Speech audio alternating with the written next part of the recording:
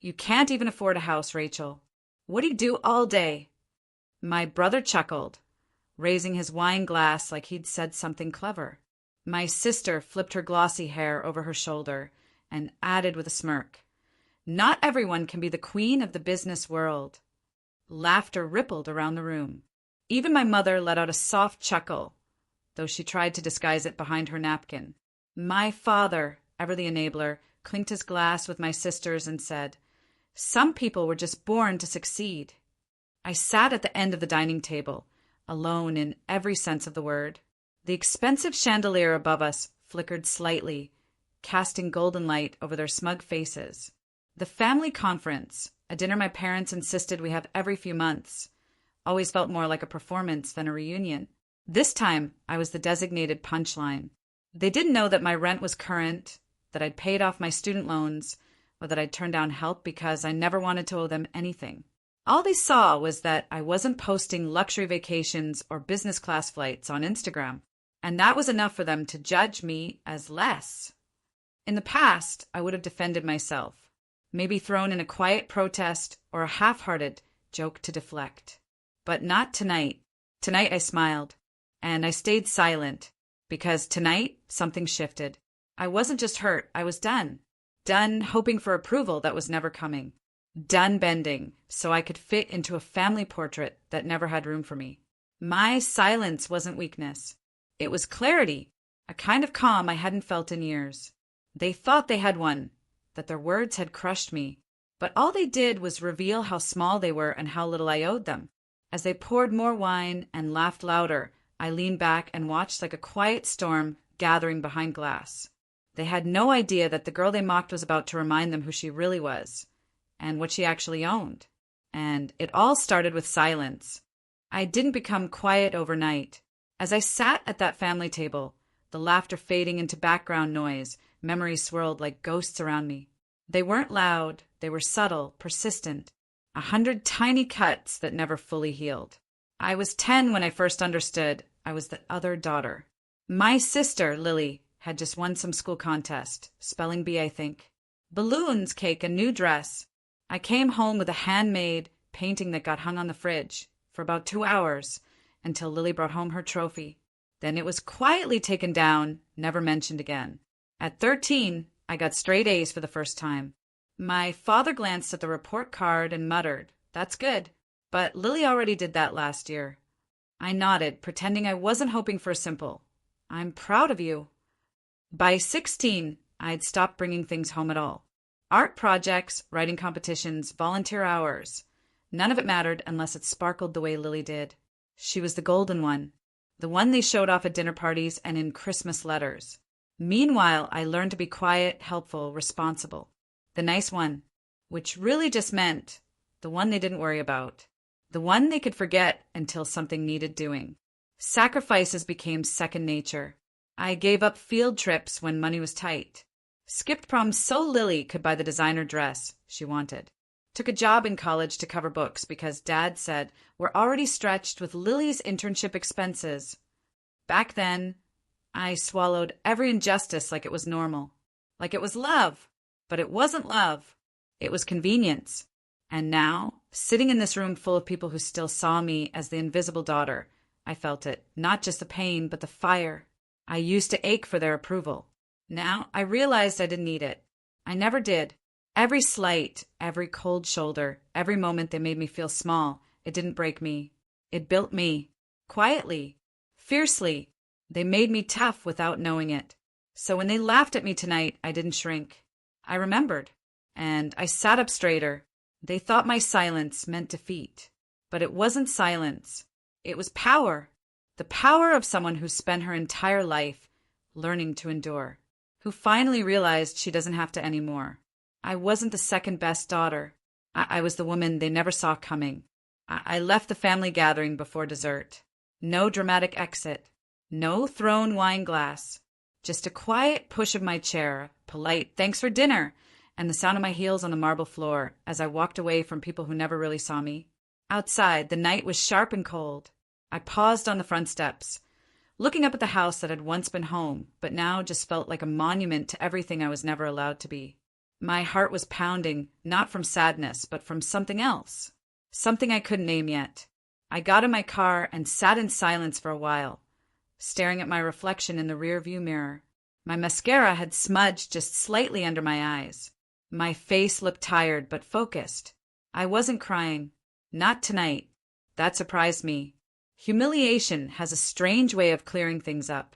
The laughter still rang in my ears, but so did something else.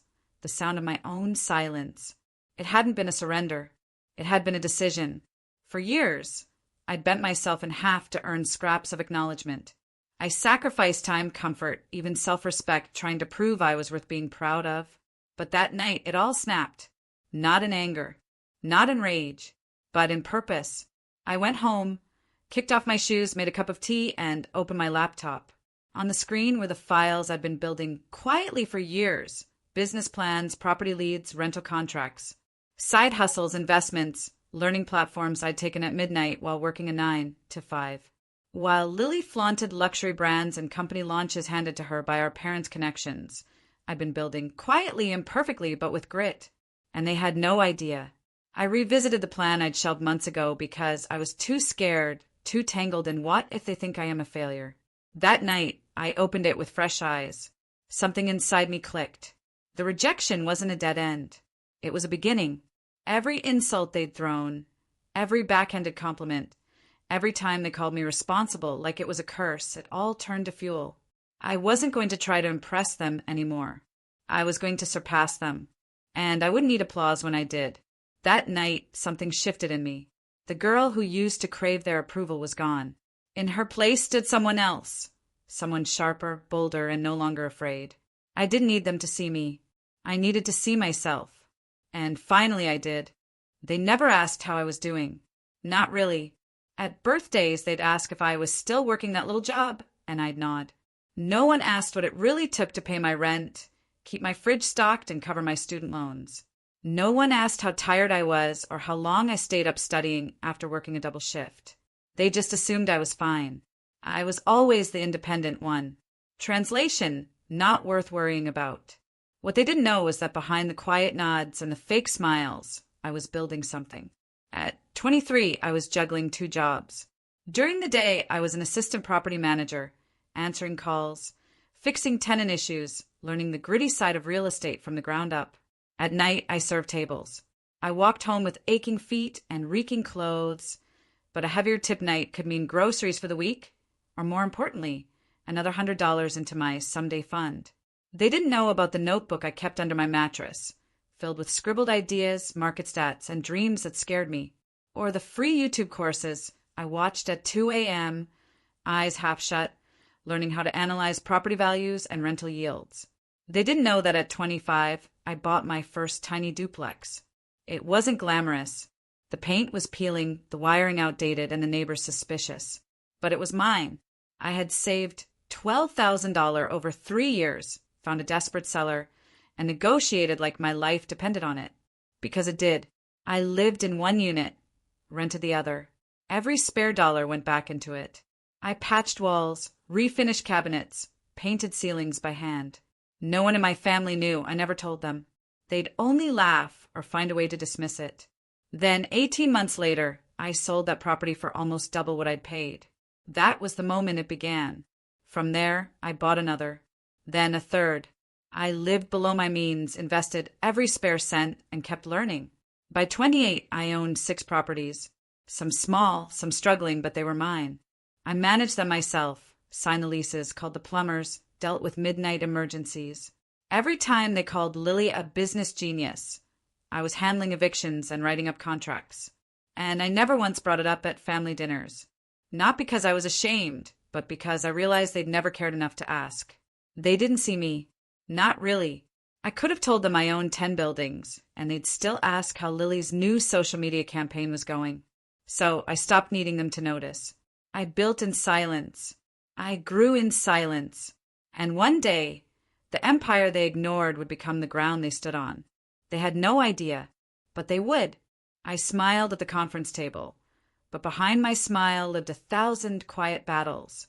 As they laughed and passed judgment on my life, I kept thinking, "You've never asked me a single real question." Not once. Not when I skipped prom because we couldn't afford the dress. Not when I worked double shifts while still helping out at home. Not even when I disappeared from family dinners for months. They never checked in, never called. And when I did show up, they'd only ask, "Still single or still renting?" Always followed by a smirk. They assumed the worst, then made a punchline. They never asked if I was happy, or scared, or surviving. They didn't notice the weight I lost from stress or how often I checked my phone during those family dinners. Not because I was distracted, but because I was coordinating with contractors, closing deals, and putting out fires. They never saw the woman behind the silence. So I let them talk. I let my sister flaunt her new Range Rover and her Instagram followers. I let my mom boast about Lily's PR empire and how she basically saved the whole building. I didn't even flinch when my father said, "Thank God we didn't leave this place to Rachel. She can barely keep a savings account." They had no idea. That building they loved to mention? The one Lily took selfies in front of, boasting about renovation partnerships. That was mine. It had been mine for 8 months. I bought it through a silent LLC. My name didn't scream from any signs, but it whispered where it mattered most, on the title deed. And not just that building. 3 others in the same zip code bore my signature.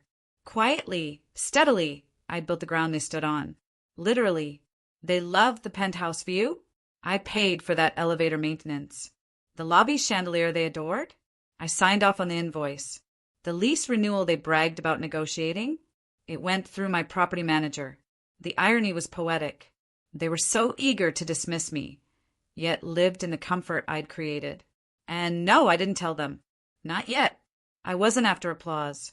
I didn't want their validation. I wanted peace. And owning that building gave me more peace than their compliments ever could. What they saw was a quiet, unmarried woman in thrifted clothes. What they didn't see was the title deed folded neatly in my purse. What they never asked about was the journey I took to become the woman sitting across from them, unbothered, unimpressed, and in control. I didn't need to yell or argue. I had already won, not with words, with deeds, and they would soon find out just how much they underestimated the woman they thought was barely getting by.